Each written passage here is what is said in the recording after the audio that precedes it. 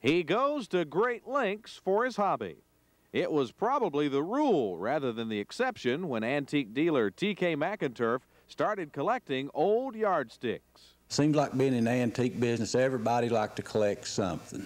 Housewife, that was her #1 thing she used in the house, I guess. She always had a yardstick, if not to measure with, to beat the youngins.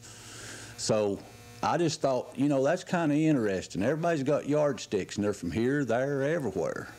And I just started putting them back, 1 at a time, 2 at a time, and it finally became a hobby. And the hobby became a collection, measuring well over 100 old yardsticks. One thing that I started doing is I started looking for yardsticks from businesses that are no longer in business, especially local businesses. Businesses like the old Southside Coal Company, who offered a double use for their yardstick. They had a yardstick on one side. On the other side, you could dip it into your oil tank behind your house when everybody had heat and oil.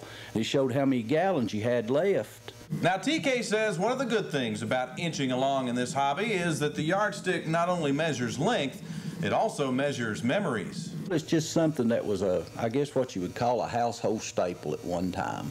You know, everybody's went to the tape measure, the metal tape measure now, and a yardstick, I guess they're kind of a thing of the past. You don't see them like you used to at one time. A lot of people like to look at them and they say, oh, I remember when this place is open, you know, we done this, we done that. We used to go there when we were kids. And you know, there's a lot of history behind it, a lot of fun, a lot of stories. And now TK is hoping to keep telling stories about a hobby that he thinks really measures up. If you want to measure, you know, if you collect something like this, you never have any problem finding something to measure with. So you'll never get the measure of this collector, 'cause he got the whole 9 yards.